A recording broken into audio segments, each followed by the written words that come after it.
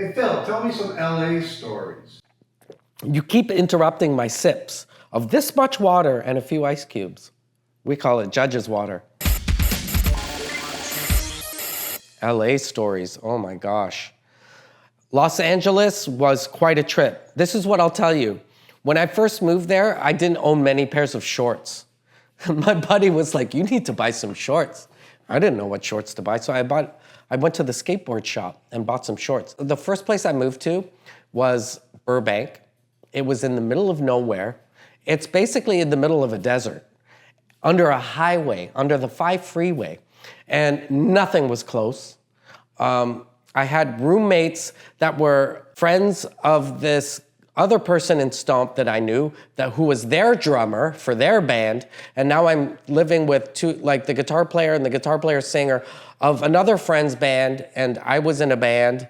And with the help of a host from YTV named Lori Hibbert, she helped me get an agent. And my agent in LA was one of the top 3 agents, luckily. And when you have an agent like that in LA, oh boy, you just mentioned that you're at that agency, you can get meetings with everyone. It was really funny. I was there under the guise of acting and with this agency, but I pursued everything. But, oh my God, when I said yes to joining a goth industrial band at 33, after being a successful television person in Canada, thrown into, now my career is in a small band, touring around the country, I got addicted to reinvention. So in LA, if it was something that I could hustle that was so separate from being on television or acting, I did it. I was trying stand-up. Comedy in the 2000s, nobody went.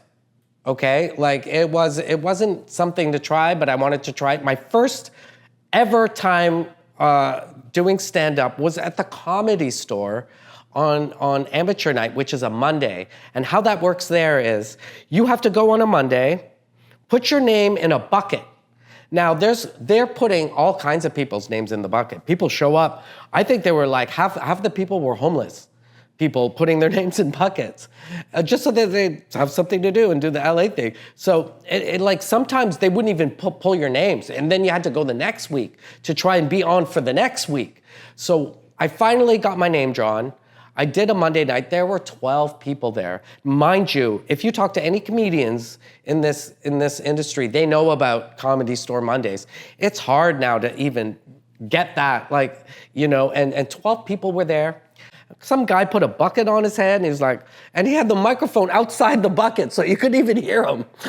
So he was like, I'm Buckethead. I wear a bucket on my head. It was a crazy time. So did I kill? I say I killed in that I did it. And there's nothing more nerve-wracking than doing stand-up. I already did television, but stand-up is a different animal. You think I was on TV, I can do stand-up. Hell no. You're up there going, you don't even know what 2 minutes feels like or 6 minutes. There's a light shining. The lights in to tell you you're at halfway or at the end. There are lights in your face. You can't even see the audience. You practice in your bedroom, which isn't even practicing. The only way you practice stand-up is by doing it in front of 10, 12, one person or a room full of people. It's so hard. It's such a different animal. Did I kill? I did it. And funny enough, because nobody went to stand up in LA at the time, my second night was at the Improv on Melrose.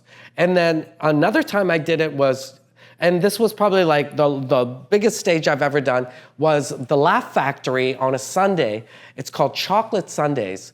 I've tried stand-up again here in Toronto, and I tell these stories to comics and they were like, you were on Chocolate Sundays? That took, for me at the time in the 2000s, it took me 3 months. You had to email a guy named Pookie Wigginton, who was in charge of Chocolate Sundays, but apparently it takes 3 years to get that 3 minutes or 6 minutes up on that night. Because I'll tell you, on Chocolate Sundays in the 2000s, whether you were up there, and I went to a bunch of them too, just to go see, on the Chocolate Sundays nights that I went to, Chris Rock would show up. And not only that, like Jessica Simpson's in the audience, or Michelle Rodriguez is sitting like right here. And the night I went, Chris Rock just went up to practice. And what was he practicing? His jokes for the Academy Awards.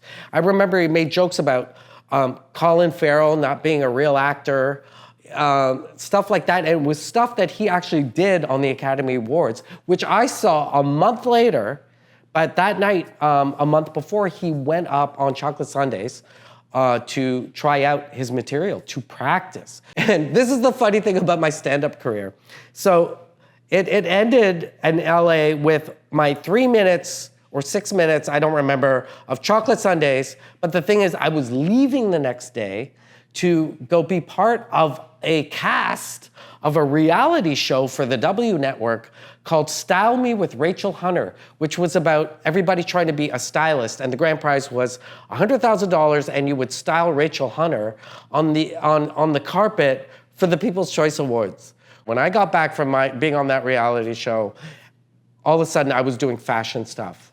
And the end of that story is being the stylist for a judge on America's Best Dance Crew. It was a rapper named Little Mama, and you might remember her. Unfortunately, she got delisted when she jumped on stage where Alicia Keys and Jay-Z were doing New York, and my ex-client jumped up on stage and everybody's like, why is she on stage? She just kind of ran up there, Little Mama. But she was my client.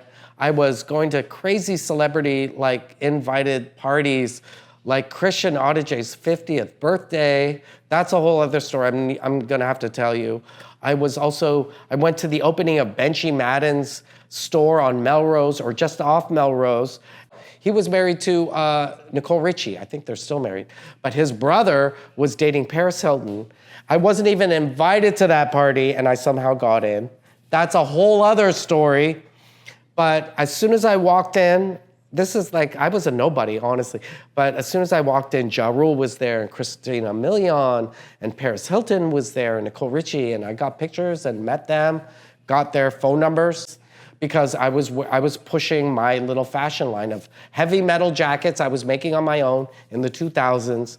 And that became a whole other animal. That's a different set of stories. But I went from comedy to that, to other things, to a bunch of craziness in LA. Let's wrap it up. But that's a little bit of my life in LA, but we could go into some crazy stories there. Okay, if you want more stuff like this, you have to hit our YouTube channel, PJ Phil's Last Stand. PJ Phil's Last Stand. Listen, this stuff ain't in the show. You are privy to some special stuff, stories. And the drunker I get, the better the stories get. I mean, this is water with ice.